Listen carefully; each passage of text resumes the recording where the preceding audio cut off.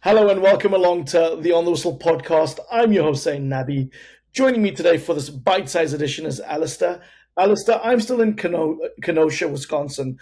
Where is Alasdair Howorth, our cross-platform reporter and co-host today? Zayn, you'll never believe me because I'm in sunny England. I know you won't believe that being in the hotter parts of the world, but it is actually a roasting time right now in the UK. So I'm actually quite happy to be here for the next week or so, and then I'll be pining for tropics and warm countries again. Well, you're warming my heart because I'm getting back to London later this week, so it should be super fun to be back and watching some of the AFCON qualifiers, which we'll get into in a second. I have to say, Ali, the sun aside, we've had some fantastic comments across all our platforms. And if you listen or watch our show, you can find us on YouTube and Facebook at the On the Whistle podcast. Or if you're on Twitter and Instagram, just search at the OTW underscore podcast handle. But I want to read you some comments. As you know, On the Whistle is the home of African football. We're the continent's biggest braai. Men's, women's, youth football, whatever football, if it's round, it moves, and then goals, we're on it, or Alasdair will be on it. He's paid a lot of money to do that. No, he's not. A few Nandos here and there. But you, our community, and our audience make this show possible. So thank you for interacting and giving your comments. Alasdair, I wanted to read you a couple. We had Abdul comment on the podcast, Firdaus and I did, talking about the future of women's football. And he said, "Thanks so much for this vlog on the future of women's football in Africa. I just hope South Africa wins the bid and showcases the fastest growing women's sports event in the world. I will be following the journey." That was in response to South Africa's bid to host the Women's World Cup in 2027, which would be fantastic if they could do it, entering a rare group that have hosted the Men's and Women's World Cup. And then on our podcast on Kaylin Swart, the South African goalkeeper, who was somebody who was a really good interview with Firdaus, who spoke about some of the struggles and the realities of being a women's football player, flying to your games at a World Cup and then having to bus when you're back in South Africa in an amateur league. We had a lot of discussion about her performance at the World Cup and some of the comments. So, Alasdair, I'd love to get you take in a second, but we had Nkosi Magidela say, "She is the reason why we, South Africa, conceded unnecessary goals. Even in the last 16 at the World Cup, she took away the little hope we had of progressing. She must accept that she is full of mistakes, an unacceptable goalkeeper with too many mistakes. We don't hate her, but such mistakes erase all the saves she pulled. Some goalkeepers are benched for life for such mistakes." We then had a response by D. Da Vinci to Nkosi, who said, and I'll paraphrase this, "Nkosi, you're speaking nonsense. The defenders were making schoolboy errors. Swart is the best there is. Deal with it." And again, we love hearing from you. Whatever comments you have, please throw them in the bag, because that's what makes our braai, the difference in opinion. I'll bring you in, Alasdair. What is your take on the interview? And of course, was Kaylin to blame at the World Cup? Well, I think first of all, whoever you should go listen to the interview because it was really great, and like you touched on, it was really powerful. Her talking in particular about how she almost quit playing football. I think about 18 months ago, and how kind of the pressures of it, just the demands. She's saying, she has to work a full-time job and then train for 3 hours every day after work. And then, on a weekday, she has to take unpaid leave if they have a Tuesday night game. And, across South Africa, we know South Africa is not a small country.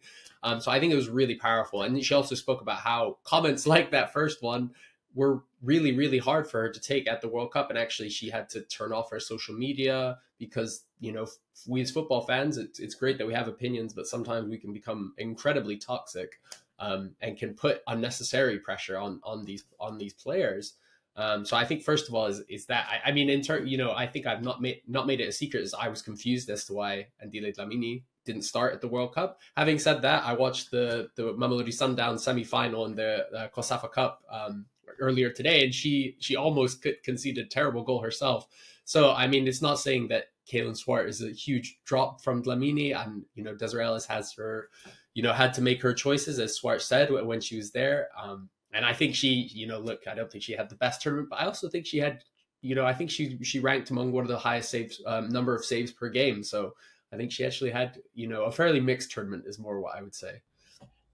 Wonderful analysis, and I couldn't agree with you more on that, Alasdair. But we know this is a bite-sized edition. Who knows? Might turn into a full podcast if I can chew the fat for that long. But we should really turn our attention now to the Men's African Cup of Nations qualifiers. I think the biggest talking point is the return of Andre Onana to the Cameroon squad. I'm wondering if you can give us some analysis on why the Man United shot stopper has reversed his decision to retire, because this was obviously a big deal when he decided to step away from the Indomitable Lions. I mean, look, I think the short answer is that he's come back because they need him. I think, from my understanding, there was some form of government intervention, even asking him to rejoin the Indomitable Lions. After he left very controversially at the World Cup. Remember, he was kicked out of the team, and it was, disagreement with him and coach Rigobert Song over the style of football he plays. We all know that Andre Onana is one of the best ball-playing goalkeepers in the world, and Song didn't want Cameroon to play like that.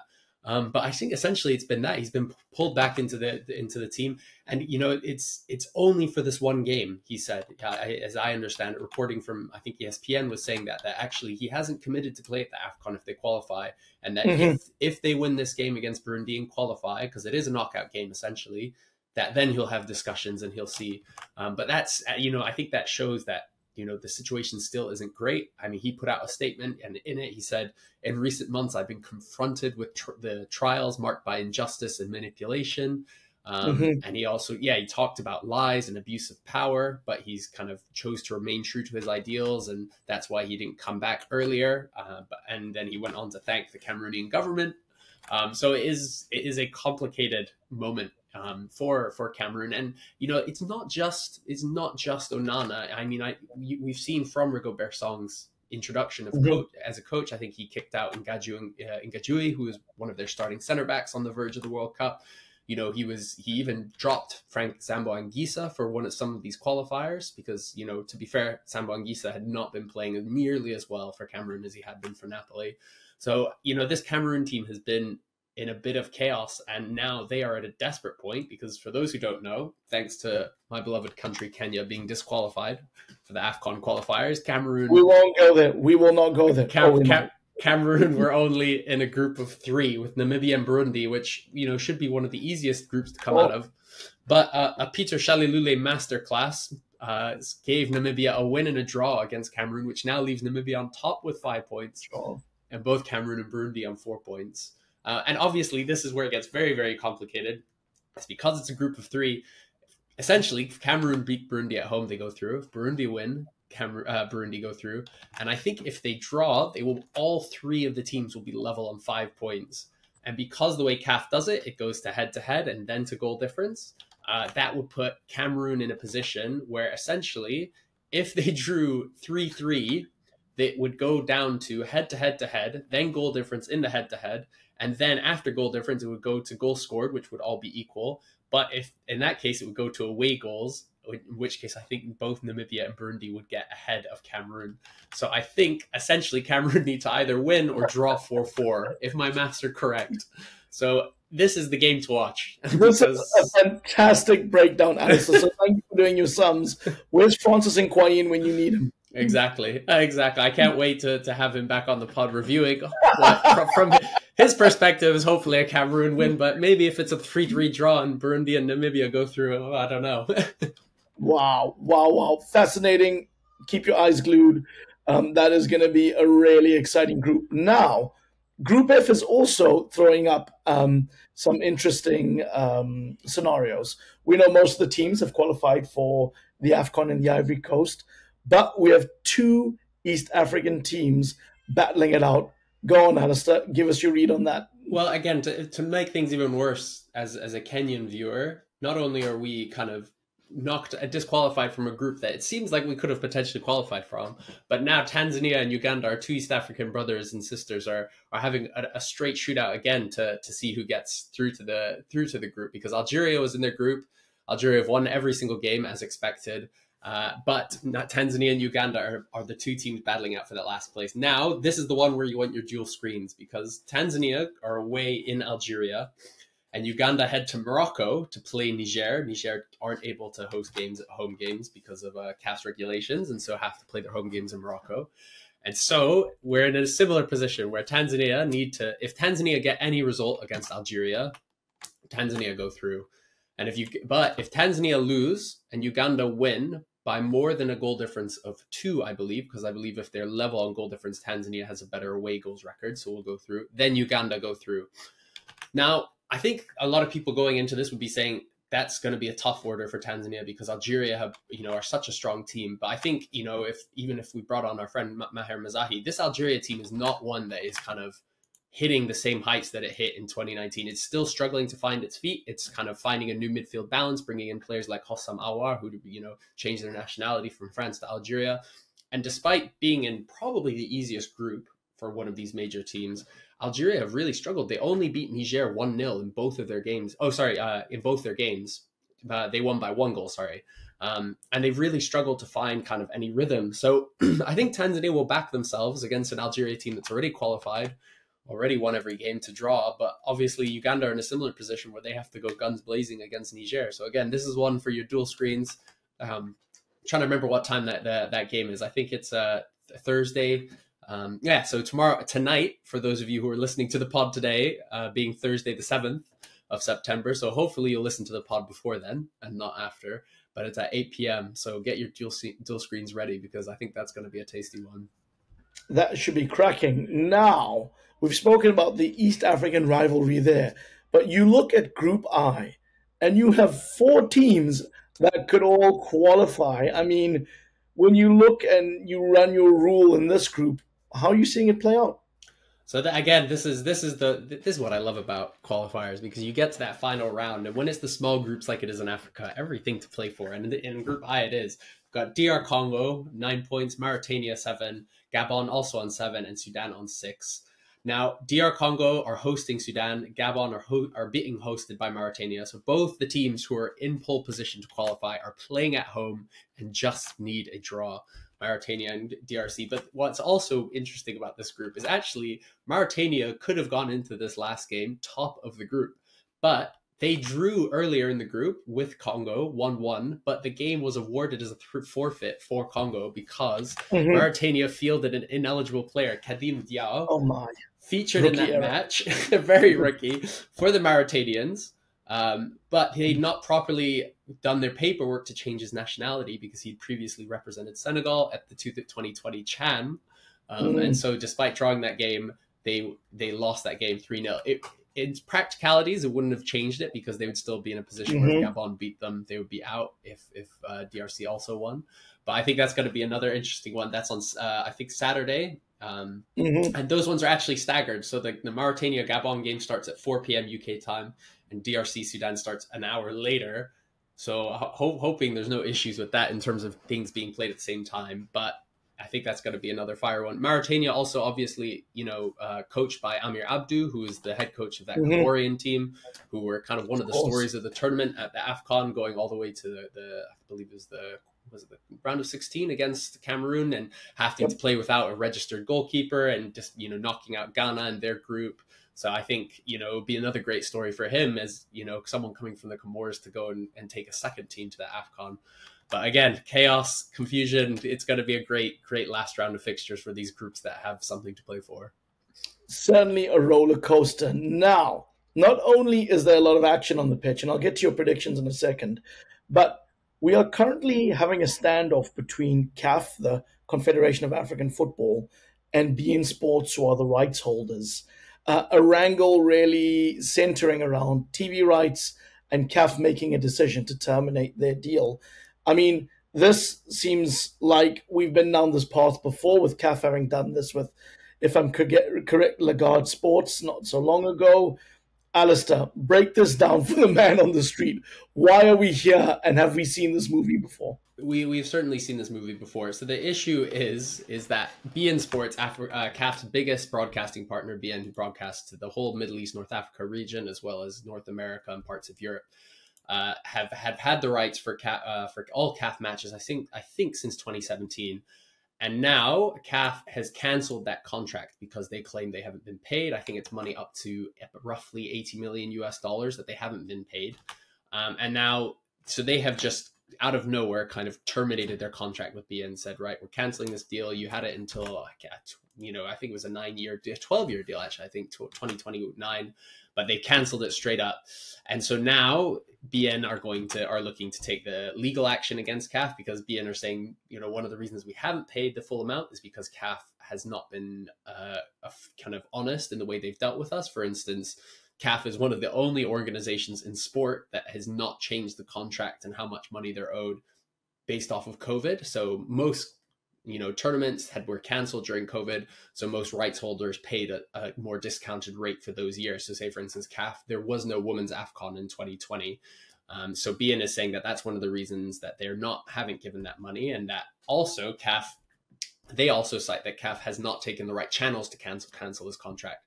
So in CAF's bylaws, in order to cancel a contract, they have to go through the EXCO, the executive committee, and that actually in this case, Patrice Motsepe has not done that. He's not held the extraordinary general meeting, and there will be one, I think, later this week.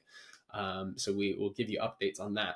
But it puts us at CAF in this really, really difficult position where 4 months out from the AFCON, their flagship program, they have no major international rights holders with the rights to their competition. Because obviously the LaGuardia deal, they were the ones who were managing the other deals. So SuperSport got a deal for much cheaper because essentially all the deals, because they canceled that deal, there was no one for any rights hold. And now I think it will be resolved in terms of SuperSport getting the rights for Sub-Saharan Africa. But there's, in terms of BN, we don't know what the resolution will be, whether BN will hold CAF to that and make sure that BN do that, or if national broadcasters will have to take up the load. But either way, if CAF doesn't fill this void, particularly after they lost that $1 billion deal that they had with Lagarde, there's suddenly this huge hole in CAF's finances. And we know that CAF has been struggling financially for the last few years. They've been hit really hard by COVID and by that really bad deal that they took with Lagarde. And now on the verge of launching the African Football League, which is meant to be their flagship club league, they now have no sponsor, no rights holders. They're going to have to broadcast it on their own website, which is great for people like me and you who in the UK have easier access to just streaming these games. But in terms of revenue, it's going to be really bad for the African game. And so this is going to be a really difficult position, difficult time for CAF. And I guess it's the more boring side of football, but this is the side that makes the exciting things happen. And if we want African football to develop and to grow into this brilliant thing we know it can be, we need these things to come together. We need that money from broadcasters to be there. And so I think it's going to be a really interesting story to follow and something that's really going to impact our game in the very long term. Mm-hmm. And we hope certainly not a costly, lengthy process, whichever way this goes. I was going to say, before we conclude the podcast, I was just wanting to get your take on who you think are shaping up to be the favorites for the AFCON next year. I know we're still some months away, but when you take a step back and just look at the tournament and who could be in and amongst the front runners, who are you seeing in your crystal ball, Alasdair? Zayn, it is never too early to make wild predictions. I'm always ready to make wild predictions. It would be wild if you had Bafana in there. That would be ludicrous. I don't take these outrageous steps. Okay, cold, so cold. I think the honest and probably boring answer is that I think the favorites from last AFCON are the favorites. I think Senegal, Algeria, and Morocco for me are the three favorites. I think but I think a lot of people would have their money on Morocco after their brilliant World Cup run. But actually, since the World Cup, Morocco have really struggled. I think case in point is a certain Bafana beating Morocco in South Africa, and not to disparage Bafana too much, but I think Morocco have shown that when they're playing on the counterattack, they're a defensive team. They're one of the most organized teams in the world. But when they're playing up against low blocks, when they're playing up against teams that the style of football that they will face at the AFCON, teams that want to defend against them, they've really, really struggled. Whereas Senegal are hitting their stride. You know, they hit 5 past Mozambique, they hit 3 past Benin. Sadio Mane, although he's moved to Saudi Arabia, will probably be more rested, more ready to play in January. You've got the emergence of Nico Jackson. But I also want to point out that I think these are the teams that are also have the best chance, because these are the teams that I think are taking their preparation seriously. So during this this international break, obviously in international breaks, we always have 2 matches. But in this case, because there's only one AFCON qualifier to play with, most of the teams are scheduling friendlies to be played with. So these are other great games you should be watching if you're not watching the qualifiers. On Tuesday, we've got Senegal are playing Algeria in a friendly, Morocco are playing Burkina Faso, another one that I think, you know, serial dark horses. Cote d'Ivoire are playing Mali, Egypt are playing Tunisia. But again, I think some of the other teams that have excellent players but aren't preparing for this AFCON properly. For instance, Nigeria, they're not playing a friendly. They're just playing one AFCON qualifier and that's it. Cameroon playing one AFCON qualifier and that's it, no friendly. Ghana are playing a friendly, but it's against Liberia. You know, they're not testing themselves against the best in Africa. Mm-hmm. So I think for me, that's the real reason why Senegal, Morocco, and Algeria are going to be there come the end. And, you know, I would probably, you know, even though they're not a very strong team, Egypt are always going to be there, because these are the teams that are preparing already. These are the teams that are getting organized. So we'll see. I know that's a long-winded answer to tell you that Senegal is going to win it again, but there you go. And it'll be interesting to see what the standard of Mane and Koulibaly and Mendy is coming from the Saudi Pro League. I think this will be, I mean, you'd imagine they'll still be a cut above, but it'll be interesting to see how sharp they will be for that tournament. Alasdair, always a pleasure chatting with you and chewing the fat. I wish you well. And I look forward to seeing you next week, where we'll dig into the who's qualified, who's not, the ins and outs, and look to bring you more great content. Wherever you are, enjoy the sun. In your case, Alasdair, put some sunscreen on, and we'll see you soon.